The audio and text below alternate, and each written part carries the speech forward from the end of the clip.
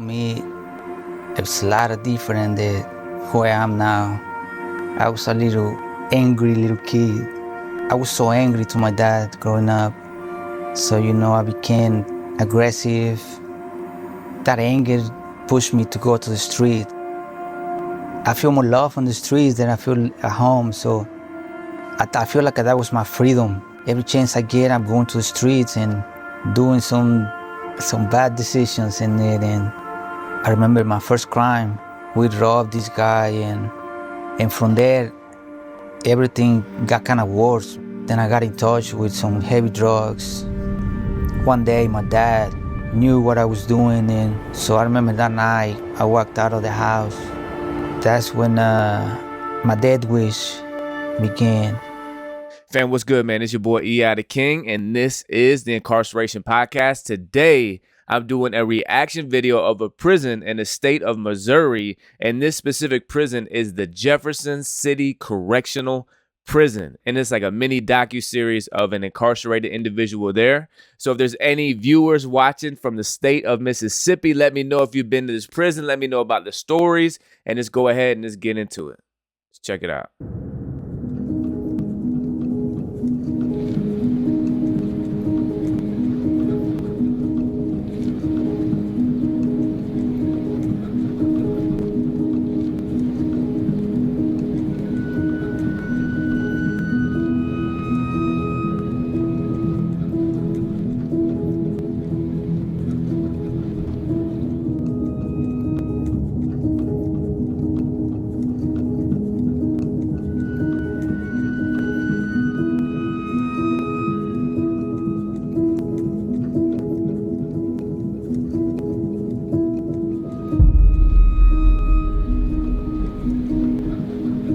What goes on in prison? Like doing my time in prison? Man, to me it was like, I would say it can be anything. It's kind of crazy because I got a taste of both sides. Good sides of doing time and bad side of doing time. But to me it's more like, it's a routine, because we get to this routine and we get frustrated, like we expect everything to just go smooth, but when something happens, like they don't pop the doors on time, or that's when the chaos begins. It could be like hell. You want to be hell, it will be hell. But if you want to do good and stay out of trouble, then that's possible too. When I first come to prison, the people I hang out with, it was like a bunch of gang members.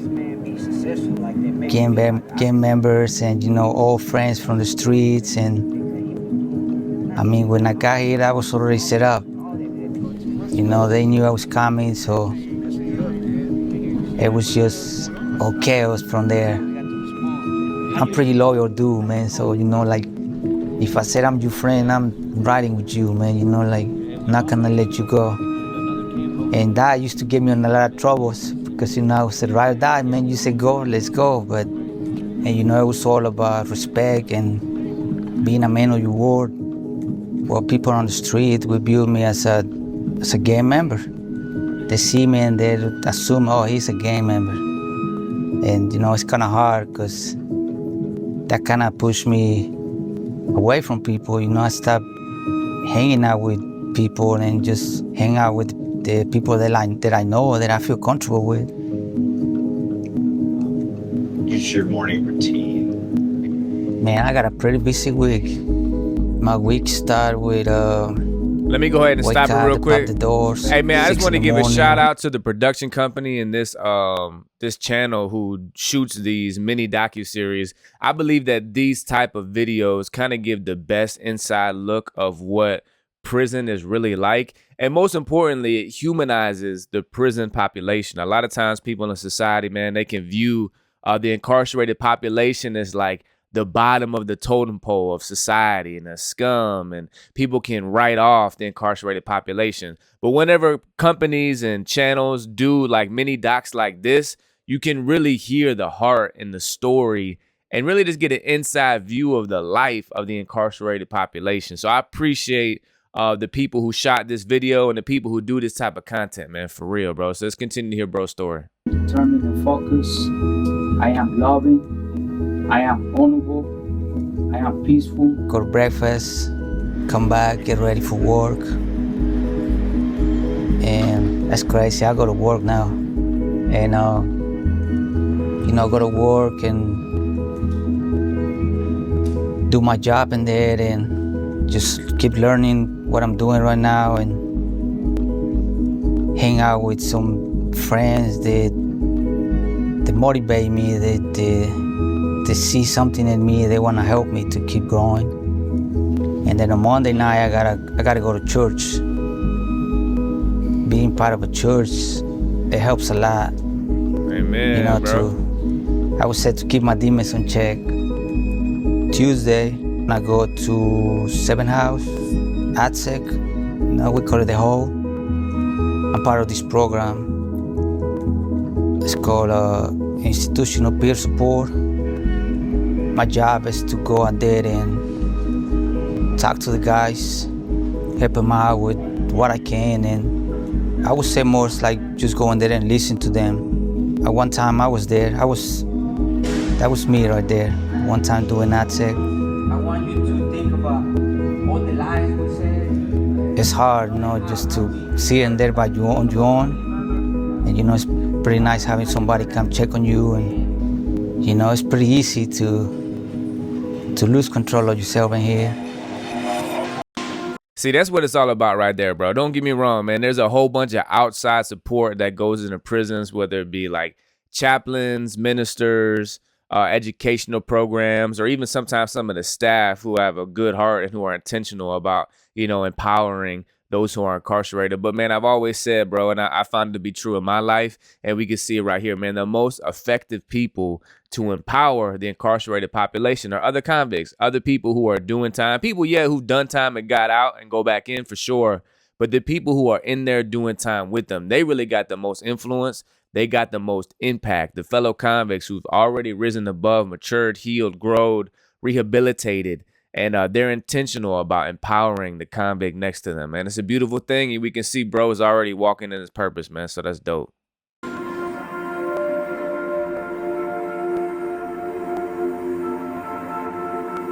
So the old me, it's a lot of different than who I am now. I was a little angry little kid. I was so angry to my dad growing up. So, I became aggressive. That anger pushed me to go to the street.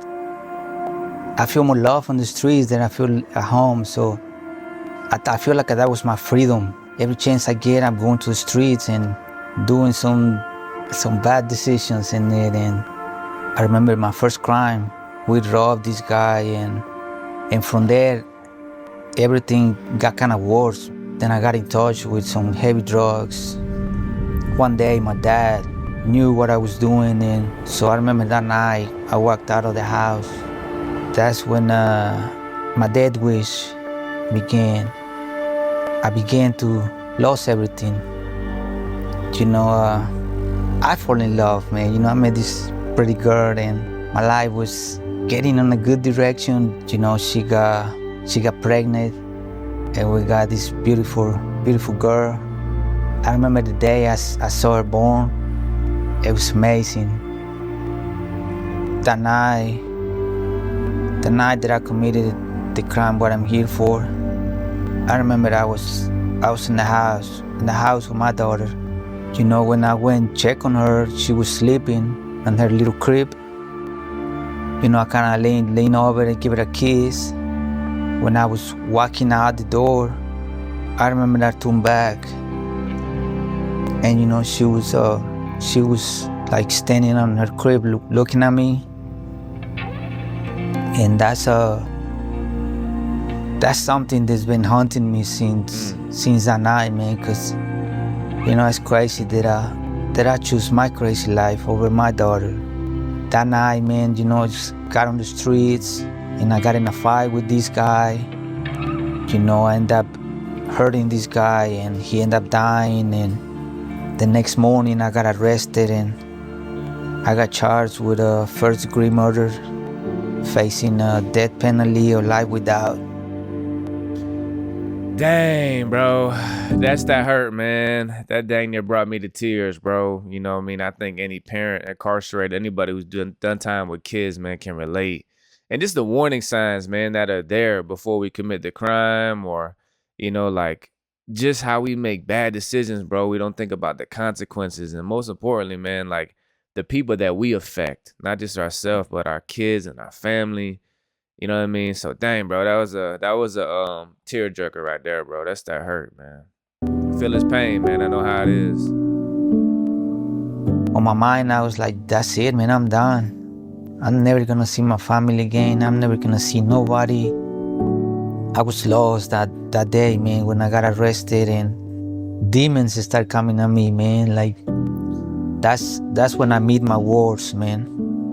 I was out of control, man. I was screaming and just beating myself up.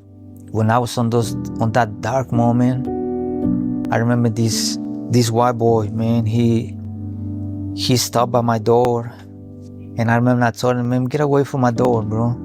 He said, man, I'm gonna leave this Bible in here for you. I said, man, I don't want that. I looked the Bible in there and I like, damn. So I grab it. I open it. I read the whole Bible, bro. Like the whole Bible, since page 1 to the whole thing, man. And what it was crazy that I couldn't stop reading the Bible. So when they turned the lights off, I was getting close to that little window with my Bible in and reading it. Some of the guards noticed it too. They're like, damn, I never seen somebody like too attached to that book. I would say I knew God, man, but that night I got close to God, and when I ended up reading the book, a couple days later, I remember I was laying on my bed, and you know, I started crying, man. I said, man, I'm gonna end up with death penalty or life without, man, and never gonna see nobody again. And you know, through this process, to knowing God, He blessed me again, man. It was like He was always there, man. He was just waiting for me to grab His hand, man. And you know, to me, it was I get to my break point, and that's when I got on my knees and I told God, man, I'm done, man. Can't do this no more. You know, like, take control of my life, man, because I don't know what I'm doing. For some reason, I got some guy give me this paper about this program. You know, just start doing this drug program. You know, I got something in my mind that I said, man, I gotta do good. I remember God gave me my first bless, man. I got a email from the mother of my child. You know, I was surprised, man, because, you know, we've been talking for years, man, so I don't even know how my daughter looks like now. You know, we start talking, and the first thing, you know, I apologized to her. You know, she's like, we're gonna wait until the baby's ready to talk to you. So I said, okay. You know, that little give me more hope, man. You know, that kind of bring a little light to my life. A couple months later, I get to talk to my daughter on the phone. I called her mom on my daughter's birthday. We get to talk a little bit, you know, I get to talk to my daughter, man, and like that little light was getting bigger. Having those good feelings, man, it kind of motivates me to move forward, man, and get some more things. So then I went and signed up to get my GED.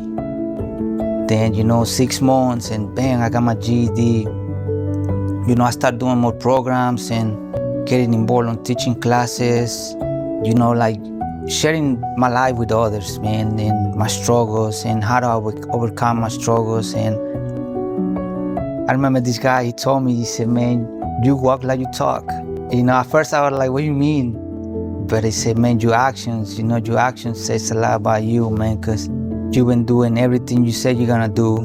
It's a pretty good feeling knowing that, you know, the homeboys look up to me, and every time they see me, they're like, man, we're proud of you, man. They're like, you gave us hope, man. What's one thing you can tell people who are looking at this right now? Man, I'm gonna go ahead and take a break right here, man. I'm dang near over here in tears, bro. Powerful testimony, bro. And Man, this is what it's all about, dog. So anybody watching this, dog, who feels like people can't change, man, that's cap, bro. You know what I mean? People who feel like those who've been sentenced to life, even for some, terrible things like murder and things like that, dog, listen, bro, God can redeem anybody. And this is 1 in a million people, man, who've genuinely experienced true transformation and true rehabilitation inside prison, dog. You know what I mean? And these people deserve another opportunity, another shot in society. You know what I mean? So all that skepticism about jailhouse religion and, man, it's just all cap and they gonna walk out and put the Bible down, bro, man, that's cap. Don't get me wrong. Does that happen with some people? For sure. You know what I mean? I did it twice. But is there also times where it genuinely sticks and is real and people get out and they transition home successfully? 1,000%. And I, myself, by the glory of God and all grace, and only because of his grace and his power, man, I'm a living witness of that right now. You know what I mean? Did 12 years in prison, out now for 4 years. And this is the longest I've been home since I was 16 years old, bro. You know what I mean? So I just want to pause it real quick, man, and just give encouragement, man, to anybody who's got loved ones incarcerated, man. Change is possible, dog. And also a loving correction to people who have such a strong measure of judgment and criticism upon the incarcerated population, bro. Like, nah, dog, like, people can change for real, bro. And this guy's story right here is living proof of it. Beautiful homeboys, they testimony. look up to me. First, I want to say I'm sorry, man, because at one point I was a bad example for my homeboys. We was getting praised for doing bad things, man, and so now I want us to get praised for doing good things, man. And for real, I would like to say I'm sorry to my victims' family. You know, because I know it's nothing I can say that will fix something, but you know, like they told me, man, my actions will show them that I'm sorry. To my mom, I want to say thank you for all the prayers that she did. And I'm sorry for all the tears. I would say I'm sorry to myself. Because at one point, I was hurting myself. You know, like it was no reason for me to hurt myself. To my little one, Isabella is her name. I just want her to know that I love her, and then I'm sorry for not being there, and hopefully pretty soon I'll be there.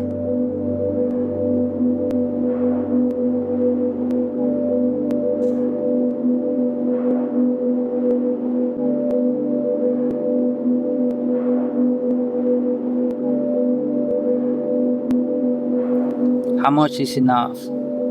They have seen him praying, so my life will be good. And he was praying to all the saints for me to come home. For that street, that day when you walk away, why I didn't stop you and tell you not to go? When I was a kid, I didn't have a father. Now that I am a father, I don't have a son to give my love. Son, I need you. Take care. And God will give you, take care, and God will give you your freedom at the right moment so you can continue my legacy, and God will heal all the pain and you will be happy. Man, that was the last thing I heard from my dad, man. And I was mad at him, man, and I didn't get a chance to apologize to him. And that hurts, man, because, you know, I know he's watching over me, man, but I wish I can tell him I'm sorry. And I do it every night. Every night I told him, man. When I get to pray and tell him, man, I'm sorry, Dad. That's real, man. Beautiful testimony, bro. Beautiful story, man. Beautiful story, man. Beautiful testimony, bro. Very empowering. And I just want to, again, leave this question on the table as we close out, man. How do you feel as the viewer? You know what I mean? When it comes to people who have been sentenced to life, you know what I mean? Especially guys like this, when their rehabilitation and their transformation is evident based upon like their completion of like educational programs, rehabilitation programs. They're involved in mentoring and just empowering other people throughout their incarceration. They got years of clean time, not getting in trouble, not being, just like causing, any problems on the compound. Like, do you feel like those incarcerated individuals deserve another shot at society, or no, because of the crime that they committed? What is your stance? What are your thoughts? Put it in the comments. Mine, obviously, bro, is yes, 1,000%. 1,000%. But I know that there's also other perspectives of people who kind of like side more with the victims and the victims' family, saying, no, like they committed a crime. They deserve that time. They deserve to be in prison for life. Me personally, man, like people who have that thought process, I always challenge them. Like, do you have somebody who you love is incarcerated? You know what I mean? And like, would you use that same strong measure of judgment towards them? So that's always my like rebuttal and my challenging thought towards that paradigm. So let me know in the comments how you feel. And then let's talk about it, bro. Once again, man, my name is E.I. the King. This is the Incarceration Podcast. Now listen, bro, I got a fire HBO style series of all my 12 years in prison. It's called The Incarceration. If you go to the full episode playlist, you can see the first season, but the second season is coming out. But you have to become an all-access member to this channel to be able to access it. So go ahead and check out this preview clip right here. Of all the places to go, every dorm on the pound, being medium custody, not supposed to be housed with lifers, with some jits, other kids who will never get out. And they might die in prison if they don't want to appeal and have a second chance back in society. I'm not supposed to go anywhere around or be housed with people with such charges, crimes, at that amount of time. But just like always, with my luck, where am I going? The dungeon.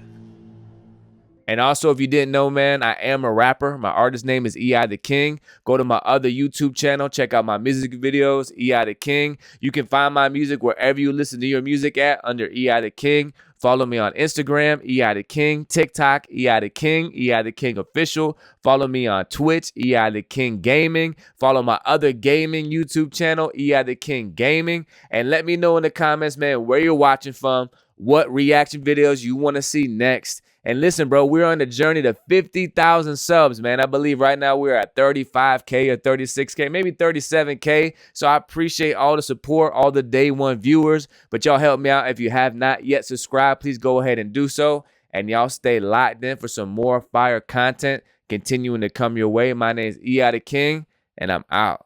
Peace.